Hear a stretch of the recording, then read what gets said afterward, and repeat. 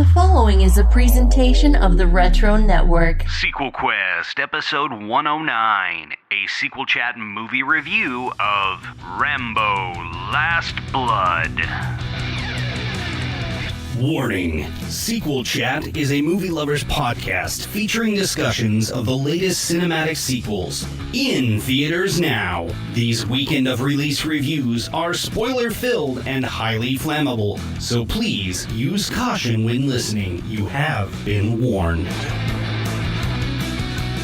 All right, well, he is not the A-Team, but this week in theaters, if you braved Nam, if you braved Afghanistan, or anywhere else in the world that this man has been, we went and saw him in Mexico and Arizona. Yay. This is Rambo: Last Blood. Yay, Arizona represent. Except it was filmed... I saw Portugal in the credits. Yeah, it was all filmed in Portugal. That kind of irked me. Did not notice that. You had to stay through the credits. Yeah. To get that.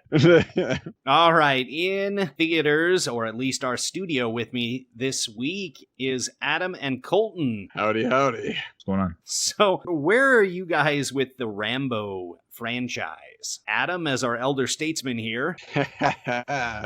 Well, I will preface this by saying that if you want to hear a very detailed, in-depth coverage of the entire Rambo franchise that included me and my experiences, I very much recommend that you go over to the Nerd Lunch podcast feed and find their recent Fourth Chair Army episode wherein I got down and dirty with Rambo. Man, we talked and had a great conversation over there, broke down all the films leading up to this one.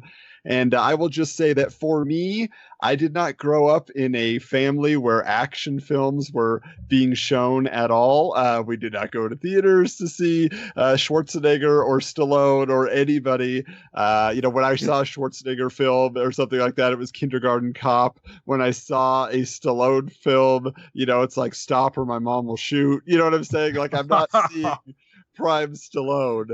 And so... I have one question about that podcast, though. Did you guys cover the Rambo animated series? Absolutely. Of course and that was they really did. my You have point done of well. reference. Yeah. As a kid, that's pretty much all I knew. So in the years that have passed in my adulthood, I caught up with the Rambo franchise, and now I have seen every film and felt very prepared going into this one. So I have some opinions to share as we get down into it. Well, good, because I am probably the least experienced with this franchise. I know it culturally, but not really from watching. So this was an interesting viewing going in.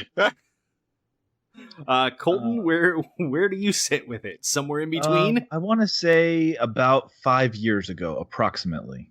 Maybe 4.5. I don't remember exactly. I believe the AMC cable network had the rights to the films, and they showed all of them, and I decided to just binge them all. And I got to admit my attention span wasn't always the best, but I remember First Blood really stayed with me as this portrait of a guy who's already haunted by Vietnam and still dealing with people wanting to bully and follow him and torture him until finally he kind of has to torture them back. And, that stayed with me. Like, that was really high quality filmmaking. And I kind of gave a pass to all the other films because, well, he's trying to help out people who've been downtrodden by civilization, and I can't really argue against that. The last film that came out in 2008, I hardly remember anything about it because, I don't know, it felt like a stunt that he was doing to just basically revive something. And not to skip too far ahead, but with the current film, I like that he didn't put on the bandana again. I like that he kept his hair short, because I have to admit, in the previous film, he looked ridiculous, still trying to sport long hair with a band around his head. I just feel like when decades go by, people's looks change. It is a natural thing, and to hold on to that felt a little bit desperate. So I appreciated about this film that it showed that Rambo really had moved on, and that, he didn't try to go for the same cliche image he had before. He went for the grizzled yet lean older man. Yeah, and Colton, I'm right with you. I mean, ultimately, I think all you ever need to see from Rambo is Last Blood. Sorry, is First Blood. Hey, am I showing my hand on the review here? No, Right, you got to see the first, yeah. and then you get the gist of what's going on. Yeah, but I mean, like, Yeah. as far as like a film with actual substance, with, you know, something to say, that is First Blood. I mean, it is actually, if you want to just have some respect for Sylvester Stallone and realize, oh, there was a time he would actually act. Like, there was a time he had some sort of character and range. Like, if you're assuming that Rambo is just Rocky with a gun, you're wrong. Like, That's in the true. first film, you see that John Rambo is character who is struggling and has a point of view and has, you know, this, you know, internal conflict that he's dealing with that's just being exacerbated by circumstances in the country he's come back to, just like Colton was, you know, mentioning to us. But to me, like, if you want the pop culture version of Rambo, you go to Rambo First Blood Part 2. I mean, that's what we all know as Rambo. But it is a very enjoyable film just from an action perspective. But again, there's not a whole lot there other than it does actually feel like a continuation of First Blood from the perspective of Rambo was a POW in Vietnam. What's he got to do? Go back and rescue these POWs, these men that were left behind. And, you know, he's got to fight bureaucracy and all these other things in order to actually make that happen. So, like, that's another one where, like, okay, it makes sense. But by the third film, Yeah, being dragged back into open conflict. His commander, whoever it is, Troutman, yeah. Troutman, yeah. How is he still in active duty at his age? Doesn't make a whole lot of sense, does it? It's just like, well, he's our tether to Rambo, so we have to put him in Stallone was on the record saying that he strictly did Rocky V for the money, and he's ashamed of that. And I always wondered if Rambo 3 was a similar deal. Oh, I'm sure it was. I mean, if you look at the posters also, like by Rambo 3, like Rambo 2, like he's in action, you know, everything's going on there. Rambo 3 is literally just him posing in a tank top. You know, he's just like, it's me. I'm going to be in this movie. You know, it's just like, you don't see any purpose in the character. And he literally doesn't throughout the film. It's just kind of like, yes, okay, let's blow up. I mean, at the time, it was the film that contained the most deaths on screen of any film ever produced. It was also the most expensive film produced up to that point until it was beat by Back to the Future Part 2 the next year. Yeah. Which is crazy. Wait, Rambo 3 was at the time the most expensive movie ever made. Yep. I mean, there were a lot of explosions in that movie, but I didn't know it was, wow. Hey, explosions are expensive. I know. Lots of helicopters. But I didn't think you could set any records with them unless you were Michael Bay. It's probably what inspired Michael Bay. Yeah. Yeah, but going to, you know, the 2008 Rambo film, I, like, Colton, you said you didn't remember much about that. I mean, I can only remember the extreme violence. Yeah, that's what it is. It's like and ripping some guy's throat out with his bare hand. Yep. He had to one up that in this film. We'll get to that. But it's like, to me, like, that film was so intense that you're just like, wow. Like, I don't know what to think at this point, because I mean, you got kids being killed in that movie. Like, it is very, very extreme. And I will say with this film, the one thing I did appreciate about it is that they held back from a lot of things they could have done. There were a lot of things alluded to, but I feel like they did not show, as far as, you know, violence against innocent people. They did not go there. I remember vividly in the advertising for the previous Rambo movie in 2008, they used that song, Bodies by Drowning Pool, Let the Bodies hit the floor. And I didn't get that same vibe from this movie. This movie seemed to take its violence a little bit more seriously. Right. And not 100% glorified, you know? Mm-hmm, absolutely. Jeremy, do you have a plot synopsis for us?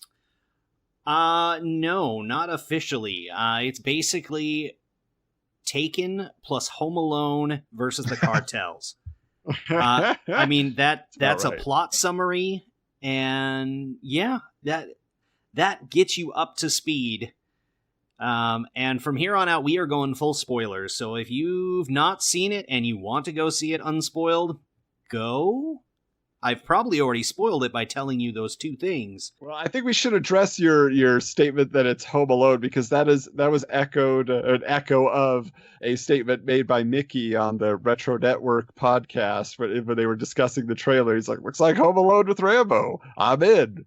And based on the trailers, that is what it looked like, right? They seem to just focus on the traps and everything taking place at the farm, but there's a whole hour-long movie prior to that, right? and they did not advertise. Yeah, well, and apparently there was an international version that was 11 minutes longer. Ooh. I thought that it had a very brisk runtime. Well, you take out the credits, that movie is barely 80 minutes. Yeah, exactly. The Now Playing Network, they described, or they found a description of it, and basically the 11 minutes that were cut out was a scene at the beginning. So it's not any of the missing links or anything that's within that you're like, something's missing from the script here. It wasn't taken out at that point. But the international version, the original opening scene has, there's a flood in Arizona and the cops aren't going after this couple that's trapped in the flood, and Rambo dives in and saves one of the two. And so that's kind of weighing on his mind and triggering his PTSD a little bit. And we kind of get that a little more throughout the rest of the movie, but without much to go off of. Like, the scene doesn't tie in to the rest of it. Yeah, it's just like, here's Rambo. I would have liked to have hero, seen that. Yeah. The scene that after all these years, he's still thinking of other people. He hasn't totally isolated himself from society. I would have liked to have seen that. Well, and I think that's part of it is we do see that he's on medication, and I'm sure it's some SSRIs or psychological medication. My guess is either stuff for anxiety or psychotropics. I thought it was for the PTSD. Heart. That's what I assumed. I thought it was some type of heart medication. No. I'm pretty sure it's to do with his PTSD, and it helps him keep that at bay, because that's the beast that he's got inside. He's like the Hulk, but he can take medication to keep the Hulk at bay until the cartel ticks him off enough, and that's when he decides to throw away the pills and just let it come out. Well, but that's one of the many things that, because of the brisk runtime, so many things are left unexplained, and the very first is the core of it all. And maybe you guys heard more than I heard, but the core or did you not have element of this? Yeah, did you not have subtitles on yours, Adam? Would have been nice. Yeah, there's a lot of Spanish in this. Yes. And so he's living on his dad's ranch, training horses. He does some great work with horses in this movie. He's also living with another woman and her niece. We find out the father has run off from the family back to Mexico, and the mother died of cancer. So basically, Rambo's been a father figure to this girl. Yeah, Gabrielle, right? Yeah, Gabriella. What did not make sense to me, though, is what was the relationship? Like, why was he friends with her mother, with the aunt? Like, why did they live on his farm? Like, I assume it had some, like you don't see a flashback. You don't really get the story of where did they meet Rambo? How do they know Rambo? It's just, this is where he's at now. This is his family. He's at peace. And that's what we're supposed to take from it. Yeah, we also don't see the names, or at least I didn't catch them, the other names that are on the gravestones. I'm assuming one is for his father, right, and one for her mother. Could be for her mother or his mother. Yeah, her mother, likely. Yeah. And so this, in the small town of Bowie, Arizona, Bowie like the knife, then, so we don't get any background really on how this motley crew of people are all living under the same roof. We do get a little fill-in that apparently her parents' family were friends with Rambo for a while, because her father was drunk and laying a hand on her mother, and Rambo stepped in. He references that later on in the movie, that he wished he would have just snapped his neck at that point rather than letting him live. That being said, though, like, the lack of backstory to me still is, it's trumped just in the state, you know, if we're going to say, did we enjoy it? Could you still believe the relationship? I thought the performance between, you know, the relationship that was portrayed by Stallone and his co-star, in this case, the girl playing Gabriella, was believable. I thought they were both very likable. I thought their whole relationship where he's got his tunnels that he's dug all over, you know, his farm, and then he lets her friends go party in there, you know, like, so he has like this connection to her where he's gonna do things he would never do for anybody else for her, and you understand she's just a kid, she just wants to have fun. Like you see like the lighter side of Rambo in that way, even though he's still obviously dealing with some things, you know, but he keeps it under wraps, as he says later on. He keeps a lid on it. The delivery of that line was just like, wow, it's almost like a threat. Maybe not directly against her, but just against the world in general. Mm-hmm. Letting her know, you know, we got to keep the stable life that we have, or else the lid comes off. Well, and also he's spent most of his life trying to get away from that. Like originally the military created him as a monster of war, and ever since he's been trying to keep a lid on it. And it's only when he's pushed to the limit where he loses control or just lets it out of the box.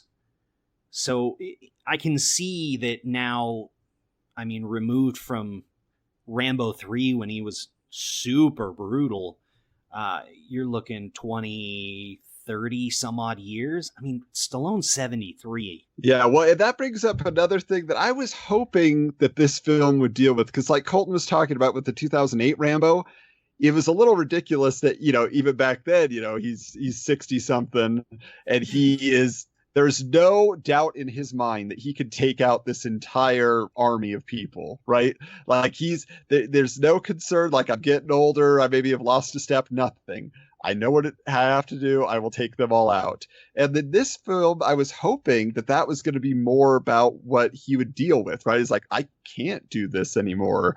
Like, am I really going to try? Like, there was no, still in this case, really hesitation on his part. There was no introspection about where he is at in life. And so I was kind of disappointed in a way that it was still like, oh yes, you know, I'm nearly 80, but I could still kill all of you young pups, you know? Well, I mean, he's a cocksure character that it's like, he knows what he's capable of, even at his advanced age, that he knows he can outsmart these guys. And that's what it came down to in this movie. Because we saw early on, he gets his butt handed to him. Yeah. I mean, also he must have, scene. Yeah, he must have some incredible healing factor to be healed up in 4 days, maybe a week. Like, that scar on his cheek was cut deep, and we don't really see it again. It's kind of there, but not like he just had his face cut open. Yeah. I mean, what did you guys think about that scene, by the way? Just the way it was set up and staged, just from a cinematic perspective. You mean him getting the crap kicked out of him? Well, the lead up to that, even. Okay. Yeah, like he's trying to sneak in, and then everywhere he turns, there's more and more people, all of Mexico seemingly against him. If I recall correctly, a guy spotted him on the phone and basically did a ringing saying, hey, there's this creepy guy looking at us. Yeah. And that it was, he alerted his pals, and the rest is history. But one of the things that I think I struggled with it, but then I got over it because I just, like, it's a huge mistake. It's like a James Bond villain error of, let the main hero go or delay the main hero's death. It'll all work out for me in the end. Oh, yeah. But I kind of bought it because he looked at him and said, he's an old man. He's no threat to me. The real punishment is to let him live and suffer with what's just happened here. Right. He was going for the psychological torture. Yeah. And I kind of bought it on that level and appreciated it on that level. And what you mentioned about him, you know, being Rambo being at the top of his game, I appreciated that he still kind of understood his own physical limits. I feel like a lesser film would have had him go straight to Mexico and just have no problem just mowing them all down and being done with it. That's what I thought was going to happen, for sure. He partially did that. He went and only took on as much as he could handle in Mexico. With a pair of knives.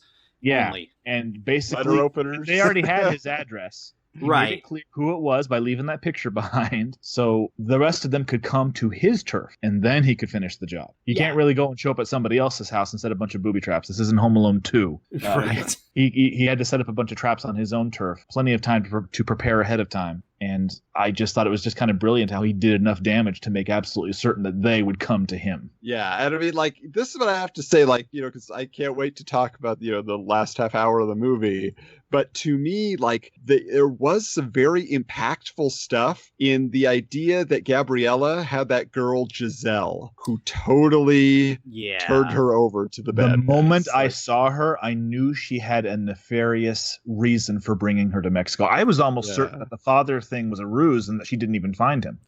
Well, But even after they found him and that went south, and she was like, "Oh, why don't you come party with me?" I'm like, "Oh, great, rave." So was there also some version of this script where her father was the kingpin? I know. Because would you expect that? It was teed up for it.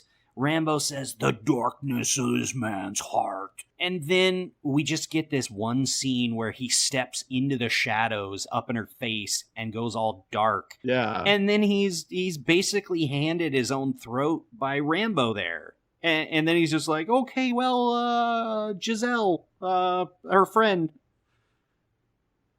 Yeah, it was interesting. Yeah, because like you said, he was totally set up. That's not what he was. And he literally is just kind of the MacGuffin, right? It's like he's the thing that she went to find. She found him. He said, "I got a new family now. I never wanted you go away." It kind of reminded me of End of Act Shazam, One. actually. Right. It made me think of when Billy Batson confronts his mom.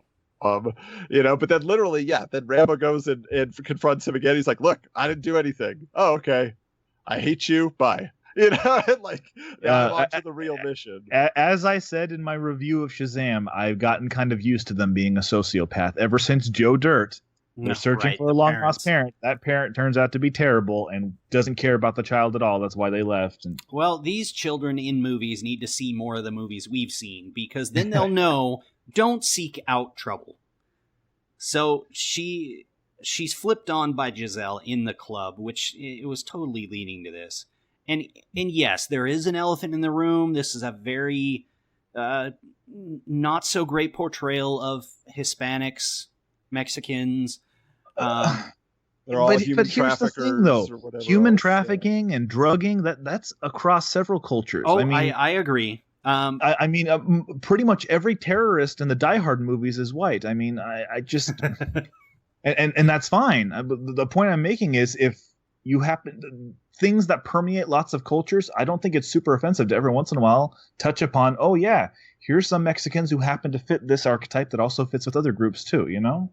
So bringing in Adrian Grunberg as the director here rather than Stallone directing it himself, could that be kind of a choice for this so that he doesn't kind of get in trouble? Because I believe Grunberg himself is Hispanic. Let's see. Well, it certainly didn't hurt, but I don't know that was promoted in any way. I don't think that was addressed. But I think, Rambo has always been fighting against a foreign, situation. It's always been, I'm the all-American, killing machine, and I'm going to fight the Russians several times. I'm going to take on these Burmese, militant dictators, he's always going somewhere. There's and always fighting a cause someone that is not of some sort. An American. Yeah. So I think that is the one thing that I felt like, because I kept exploring, like, is this really a Rambo film? I mean, you mentioned Taken, right? I'm like, right. Literally, it's a Taken film mixed with, I think, more so, yes, the Home Alone element, but like you get something like Charles Bronson's Death Wish series, like the later films, where it's just like that, a family member, something's done that's terrible, and now I'm getting my vengeance. And that's literally, the whole point of the film. It just happens to be someone who's willing and able to take that vengeance out in a very bloody and violent way. So like as I looked at it all, I was just like, huh, okay. I mean, I guess this fits as a Rambo film, and in that, again, he's going to a foreign place and fighting and winning. Although in this case, like you say, first time around, he doesn't win on their turf. But yeah, I think it's an interesting choice to kind of say, well, this is going to be, although they mention some of his issues, his psychological things he's still dealing with, I'm keeping a lid on it, all of that. Like, I don't think they dwell on it enough to make this feel like when he finally lets go, when he finally really is there to kill people, that, I don't know, that the lid has blown off, I guess is what I'm saying. I don't see the introspection. I don't see the struggle, except for a few quotes from this movie where they replay things that he said to himself or said to her, and then he's hearing him in his head and stuff like that. I don't know. It was missing that element for me in a lot of ways. Is this kind of his way of like Endgame, where the brain and the brawn of the Hulk are put together? That's a good point. Like you say, he doesn't go full beast mode, but he does it in a smart fashion. Well, he does at that brothel with that hammer, takes some guys out pretty viciously. Yeah. It's been a while since I've seen such obvious bone protruding in an action film. The collarbone. That scene in the truck where he's prying out the guy's collarbone and digging his fingers in, and just, wow. Like, my girlfriend who saw it with me, bless her heart, just turned to me like she couldn't believe what she was saying, and I couldn't blame her. And that was just a preview of more to come. Oh, yeah. That was the tip of the freaking iceberg. I mean, a lot of the blood in this obviously was CGI, but the graphic nature of it, yeah. So when you saw this, what was the crowd makeup of this? Because when I went, let's see, when did I go? I don't even remember when I went to see this last week. I think it was Thursday. There were like 7-8 people in the theater. Wow. Yeah. My theater was packed, absolutely packed. And unfortunately, it was with complete families. Oh, wow. You had mom, dad, 4-year-old, 7-year-old. I was just like, what is happening here? And they were literally in the row in front of me. And I was just watching. And luckily, the kids just were so disinterested. They were unaffected by the violence. Because by the time the violence started, they were just wandering the aisles. They were so bored. And I was just like, this is not appropriate, guys.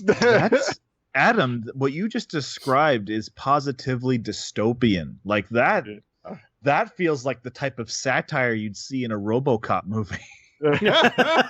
Like, come on, kids, we're going to Rambo. Let's go play a board game of Nukem. Yeah, and actually, I tweeted out as soon as I saw them, I was just like, you know what? I guess it's time for a reboot of the Rambo cartoon, because apparently this group thinks it's for kids. Right. But the one thing I will say about the violence, is for me, just real quick, getting back to your question there, Jeremy, is like with the 2008 film, the violence was more horrific in that they literally showed like tops of heads being blown off, like a leg being blown off, but they didn't linger on it, but they showed like full effects of people being killed. It wasn't just like, oh, cool kill shot cut, cool kill shot cut. Like you saw like the vicious nature of everything. And I felt like in this one, it was done a little bit more artistically, like cinematically action movie style, to where you could kind of roll with it a little easier than it was in the 2008 film. That bloody decapitated head rolling down the highway. Victor's head. Sorry, Victor. Like, it just, I don't get shocked very easily, and I gotta say, this film shocked me more than I expected to be shocked. Well, then one of the final kills that he gets with the guy's head that basically turned into shelves. Yeah, I didn't understand what happened there. Let's just get into this now. Like you said, Colton, he leaves that picture on a beheaded corpse, and they go, oh, we have to go get John Rambo now. Because they still have his ID from when they kicked the crap out of him. So they take a ride to Arizona, and he has set up all his different traps in his tunnels. And so that particular one, Jeremy, did something just like pass through his face? Is that what happened? So it just something swiped through the face. Yes. Yeah, because like they lingered on it, but it almost looked like an optical illusion. I couldn't tell what I was looking at, but my audience like gasped. Everybody's like, and I was like, I don't know what this is though. I'm not shocked or repulsed. I can't. My brain is not computing. Yeah, because you wouldn't expect it. Yeah, I don't even know how to explain it. Like, literally, there were at least 3 different swipes that were taken out of his face. Yeah. And you could see chunks of his head in the gaps. Yeah. And you had guys falling Mortal Kombat style onto those like bungee sticks or whatever they're called, you know, like, so they landed on those sharpened coming stakes from the ceiling, swinging down, running people through. Colton, did you have a favorite kill? Oh, just the endless Home Alone on crack, speed, and steroids traps below the tunnels. There was one shot that I wasn't sure how I felt about it because it was so odd. They fall into a hole, land on a bunch of spikes, they're impaled, and they're instantly dead. Like, they weren't even moving. And yet Rambo still felt the need to go and stand over them and unload a few clips into them. He did that several times, yes. Yeah. These people are dead. Let me take a few more shots at them, you know? He had to rack up his round count. Yeah, gotta make sure. So I don't know if I have a favorite. I just have a lot of moments where I'm just like, wow. Well, how'd you feel when Rambo cranked up the music, decided to pump up the jams? Yeah, very that hilarious. is a form of torture to throw somebody off balance with really loud music, you know? Yeah.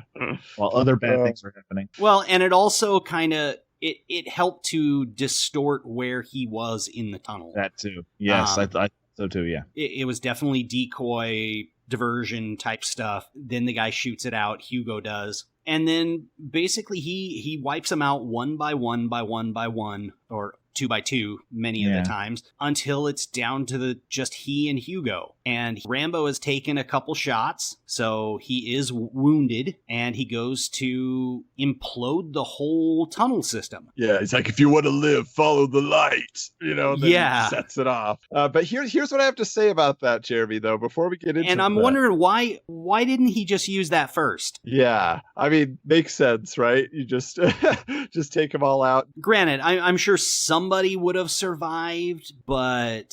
Well, he's using the same tactic as Hugo. He wants Hugo to suffer. Yeah. Just like he But I have to admit, my inner Winter Soldier was like, you couldn't have done that earlier. Yeah, there were some people doing that too. But this is my question, though. Because you mentioned Rambo eventually gets shot. And yes, he's finally, like, not totally invincible, right? And so, like, okay, maybe he's being brought down to a human level, that he's injured. But this is the question I have for you guys. Did you ever feel like Hugo was an actual threat to Rambo? He's the one pursuing him. He's the main force behind it. Were you worried ever for Rambo? Once he was wounded, that did up the scale a little bit towards the potential that this may be his final ride. But at the same time, like, Hugo may have been coming in thinking he's the predator, but he was the prey. Well, and we've never seen him do anything violent physically. He always, everything, like Colton said, was psychological, or he had all his henchmen doing the work for him. So, like, to me, it's like we never knew that he himself was any type of physical match or threat to Rambo. And I think that is a failing of the film. If they could have put in at least like 3 minutes, because Victor, the brother who got decapitated, was the guy who was the violent one, not Hugo. So that kind of didn't sit well with me as having him be the final boss. That's all valid, but I would just fill in the gap with, this guy's a monster who has literally built an empire, not just of drugs, but from capturing and selling women, human trafficking. That alone makes you dangerous enough if you can do that and be a kingpin at that, you know? But that's just my imagination. So you don't have to actually be Wilson Fisk, where we see you slam people's heads into car doors and other things. Yes and no, because at the same time, you have to figure that with as violent as everything is down there, to get to where he is, he had to have gotten his hands dirty at some point. Mm-hmm. And to be the top dog, he had to have had the dirtiest hands at some point. Between him and Victor. So then how do you feel about his comeuppance? So basically imploding the tunnels, flushing him out into the barn, making it a last stand. And, of course, breaking out the bow. I was cool. totally waiting for Hugo to raise the gun and fire at him, though, because watching the 73-year-old Stallone draw back on that bow was kind of unrealistic. Drawn out. Yes, definitely drawn out. But so he pins him to the back wall, then breaks out his knife and slices open the chest, performs open heart surgery, and rips out his still beating heart. The fact that he actually ripped out the heart, just held it there, I was just like, oh, that no. symbolism was pretty on the nose. Yeah, it felt like this, like that whole thing. You're like, okay. Scarlet Witch, the end of Age of Ultron. Yes, which I got emotional and cried at that. This one, I was cringing, keeping in the laughter. I was just like, oh no, Stallone. Well, like that whole last 30 minutes, it wasn't maybe it was just, I don't know how to put it, but I wasn't weirded out by any of the graphic nature of it. I was laughing audibly. Oh, me too. I loved it. At each of these random kills. Yeah. And so when he pulls out the heart, I'm like, oh, finally. And so it wasn't as much an emotional beat, but it was more a victory is mine kind of thing. I know, but I was just flashing back to whether it was Temple of Doom or Dumb and Dumber when Jim Carrey rips out the guy's heart and puts it in a doggy bag. Like, that's all I could think of when that happened, when he's literally holding it in his hand. Oh, it's a good thing you told me about this after the movie. If you told me before, I wouldn't be able to unthink that. Yes. But did you guys like the intensity of that moment? I mean, did it aside from the laughing, like were you like, okay, like at least I bought was there a satisfying release? But I really hope the title is true and that this is The Last Blood, because I think it went out on as good of a note as I could possibly. Yeah. So about that, man, when he got in the rocker, which was what his dad used to do, and he was just sitting there in the rocker. How do you know? Wait. Where do you know this from? His dad used to sit in a rocker. I've heard other podcasts mention it. What, according to a book? According to what? Well, that's what I'm saying. They don't spell it out. So it's just like, what was the significance of this rocking chair on a porch? It looked like the equivalent of horses riding off into the sunset, but instead he's just looking at the sunset. That's the vibe I got. Yeah, let's get to that. Well, okay, now hold on. It was now playing that was saying that it was sitting in the rocker like his father did. Blame those guys if I got some bad information. All right, Arnie, you tell us what it's all about. I listened to the first 15 minutes and then I said I'm not going to be influenced for our. I listened. Review, so. That's how I listened to the other Rambo retrospective. Caught up on all those. Was through them, but basically I kind of harken back to the end of Breaking Bad. I thought this was going to be his Heisenberg moment where he sits in the rocker and dies of the wounds that he took. And that would be the end. He's in the rocker, just kind of fade to black thing. The credits start, and we kind of go through shots from each of the other ones.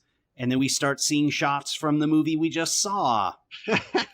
And then they have this extra scene in there where it's Rambo riding off into the sunset on a horse, bleeding. Where were you going, Rambo? Hopefully for medical attention. Well, now here's my dissection of that final scene, because I'm going to literally read here what his narration is, right? I've lived in a world of death. I tried to come home, but I never really arrived. A part of my mind and soul got lost along the way, but my heart was still here, where I was born, where I would defend to the end the only family I've ever known, the only home I've ever known. All the ones I've loved are now ghosts, but I will fight to keep their memory alive forever. That is not what this movie is about. No. That has nothing to do with this movie.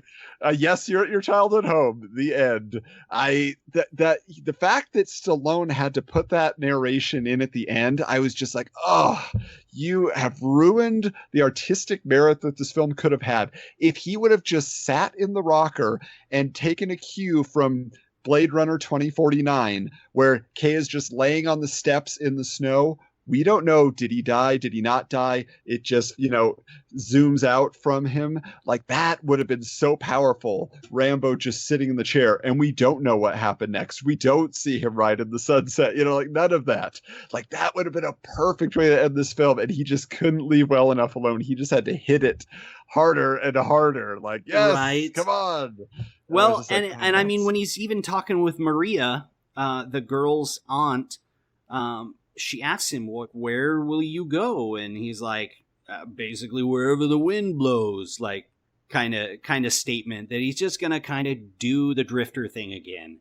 And so when he survives this, I don't know if maybe he took a nap and woke up later in the rocking chair and then decided, I'll get on my horse and go. But yeah, just like the scene you're describing there, Adam, Breaking Bad ended the same way. Like, you end with Heisenberg on the ground bleeding and panning up and away, and it's just ends. Classy. Yeah, it's graceful. What Stallone does is not graceful in any way. He's like, this is my moment. I am the hero. Yeah, Adrian, we did it. Yeah, Adrian. Yeah, that's his Adrian moment. It would have been good if his horse was named Adrian. Come on. Oh, he's Troutman. We did it. Yeah. So yeah, unfortunately, because honestly, I was enjoying, like you said, Jeremy, like that final run through the tunnels. Everything was just so out there, but so fun. And you get to that moment, it's like, oh, it's going to be poignant, and it was not poignant in any way. And so, to me, what was said, as I understand it, is Stallone originally came out and said, no, this is definitely the last Rambo film. But then he kind of retracted that leading up to its release and said, well, if it does well enough, I guess Rambo could come back again. No. And that's why he's riding off into the sunset. Yeah, because he has to describe what the heck just happened to the federales and the Border Patrol. Well, speaking of, is there potential for another one? This one had a production budget of about $50 million, and through now a worldwide gross of $37 million. So, yep. It's kind of trickling Downton in. Abbey. How do you beat Downton Abbey? That's hard, man. Downton Abbey was a limited 1-2 night run, wasn't it? It was like the weekend. Oh, is that all it was? Yeah. And that's why it beat it over the weekend. Yeah. But it is up against Ad Astra. That one may end up beating it next weekend, but Rambo's gonna be kind of a trickle in movie. Sure, yeah. Just internationally, these films, there's actually a very fascinating documentary on Amazon Video Prime, if anybody has that has to do with 80s action films, specifically Rambo, in Russia during the Cold War, and how there was this whole underground VHS video market. Wow. And people because you weren't allowed to have any of these things, and it was all this bootleg stuff, and people had these secret watch parties for Rambo films, but people enjoyed the Rambo films even though he's fighting the Russians and the Rocky films. It's a really, you should check it out. I don't have the title off the top of my head, but if you look for it, you should be able to find it there. This is a documentary. Yeah. Okay. Yeah. That sounds amazing. It is. We'll definitely share it in our social media for those who are interested, because I was just like, this is fascinating. Slightly more fascinating than possibly this film. But are we going to get into that, Jeremy? Are we at our final destination? Yeah. Can I add one more thing about, I really enjoyed the portrayal of Rambo's niece. She wasn't too over much of a cherub, too much of an angel, and she wasn't too obnoxiously rebellious. She struck a really nice pattern of balance that actually made me a little bit sad when she passed away, when they kind of Obi-Wan'd her. I'm sorry. That's a term I use for when they need somebody removed. Because a lot of people don't know this. The very first draft of Star Wars, Obi-Wan was supposed to survive to the end. And to have this noble warrior standing around doing nothing during the attack on the Death Star, Lucas didn't think that felt right. So he's like, why don't we have him sacrifice himself? And so that, I felt like that kind of happened with her. Because what's going to happen to her when the time comes for Rambo to fight everybody? Is he going to send her away? And to have her death be, this sad, tragic moment, I thought it all. I don't know if you guys were moved by that, but I felt pretty moved by that. And I liked that they brought in this journalist who's portrayed by Paz Vega. She was in the Adam Sandler movie Spanglish. Yeah. Yes. And I'm tired of that Hollywood cliche where they bring in somebody who's attractive, who helps move the plot forward, and then they just kind of force them to be a love interest. And I like that this film didn't do that. They didn't try to make her into a love interest for Rambo. She was genuinely there to help, to inform, more be part of his journey. A little bit contradictory because she was kind of helping him while saying this isn't a good idea at the same time. But I like that she wasn't just a love interest. I'm so tired of Hollywood forcing good-looking people together simply because.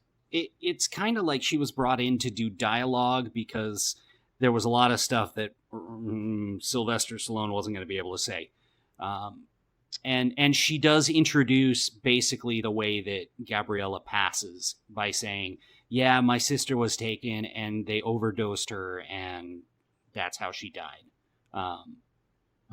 So they basically foretold us what was going to happen to Gabriella.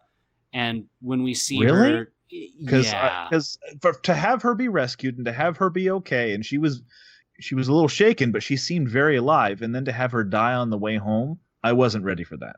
Yeah, that surprised me too. Actually, I thought she would survive. To find her dead, or to have her die shortly after he discovers her. Yeah, I would totally see your point, but to have her die halfway home while in the truck, that caught me off guard.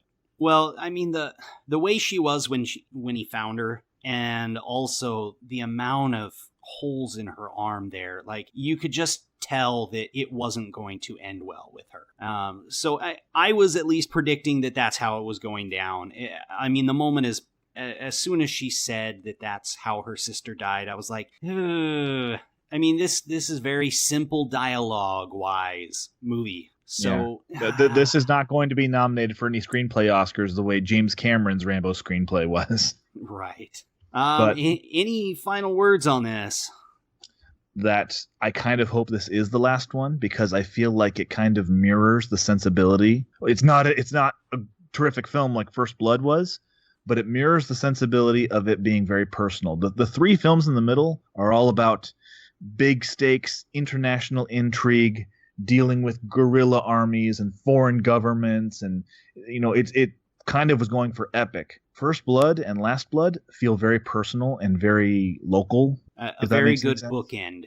Yeah, it really hits home with him.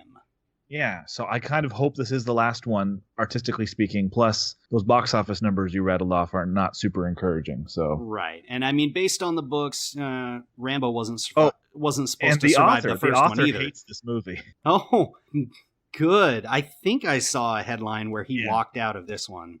Yeah, he hates this movie, and it doesn't sound like he's being too picky either. It feels like the Rambo character has really gone in a direction that he's not super crazy about, and all the more reason to just let the bookend lie. Well, I mean, Adam, you do a lot of the novelizations for movies, right? Yes. The funny thing was the author wrote the original book. It was made into First Blood, but they changed the ending for him to survive. Then when they come back for 2 and 3, they bring back the original author and he writes the novelization for them. Right, and I have Rambo 3, which actually includes illustrations of Rambo's weapons in the book itself, like on the pages. Oh, wow. I was like, oh, that's it. His knife is there, his gun is there. Like, I was like, that's interesting. I've never seen that before. Well, and even somebody who has not seen the other ones, like they're in the opening shots of this one as he's walking through the house, they linger on so much, basically the whole history of Rambo. Because we've been trained by Marvel and other studios that, when we linger on a shot, there's definitely something in the background for you to see. And so you were picking up medals and photos and the various knives that he's used. Any final thoughts there, Adam? Well, I have to say, I know I kind of gave this movie a hard time throughout this. I'm pointing out plot holes and other issues. But bottom line for me, I did enjoy watching this movie. Like the fact that it was just boom, boom, boom, boom.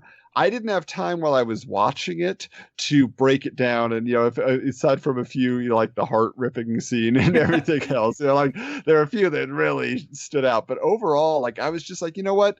For a basic action movie, this was very satisfying from like, I want justice. He got justice, like seemingly a little bit of that bloodlust and everything else. So I felt overall, like that it was an enjoyable film to watch from that perspective. And like I say, it was only with a few days to really mull it over and kind of consider a lot of things, right? I was like, well, it's not really that great a movie. It had potential to be.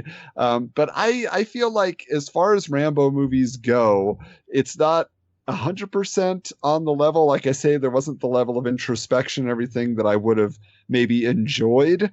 But I think just if you're going to say, was it a decent piece of entertainment? It was. If for nothing else, just those tunnel traps. Like you said, you get a little giddy watching each one go off. And so I had a fun time with that. And I certainly would, if anybody's like, well, should I go see it? I'd be like, yeah, see this movie. I mean, the exploding driveway. I really like that. I forgot to mention that. That was very cool. They all pull up their Hummers. But all right. I give it a 7 out of 10 total. I was surprised how much I enjoyed it, and it gets the job done. You take out the credits, this movie's a brisk 80 minutes. There's hardly an ounce of fat on this movie. It gets the job done. All right. Any final review there, Adam? I mean, if I am giving it a score, I think I'd land probably with Colton as well. 7 out of 10. I mean, got to take a few points off for a little bit of ridiculousness, but the emotional core is there and the performances are strong. There was nobody in this movie where I'm like, oh, well, they just hired him because he's super buff and they had to put him in this moment. It's just like, no, everybody was intimidating or everybody was, somewhat sympathetic. And so I definitely would say strong film overall, but definitely nothing can beat First Blood, and maybe not as iconic as, Rambo First Blood Part 2. So I would put this third in my ranking of Rambo films. All right. I'm sitting, probably a low 6. Like not a 6.5, just above a 6, probably a 6.1. I mean, if I had to break it down. Plot-wise, very transparent, but I did enjoy once it got cooking. It's just slow in some parts, gets slow going, lots of dialogue to kind of push us forward. But aside from that, definitely if you got time and you have some dollars burning a hole in your pocket, go see it at least. A matinee. Yeah. And then, if not, hit it up on Redbox when you're done. It'll probably go to Netflix or Amazon or somebody to stream here within a few months. I don't see it lasting in theaters too long. So with that, we let you ride off into the sunset, and we hope that this is the last we've seen of John Rambo. Wait. Oh, whoops, wrong franchise. We thank you for listening to this episode of SequelQuest and invite you to continue the fake movie fun on social media. Submit your ideas for future episodes to sequelquestpod@gmail.com or SQPod on Twitter. The films and characters discussed on SequelQuest are the property of their respective studios and license holders. No copyright infringement is intended. This has been a presentation of the Retro Network.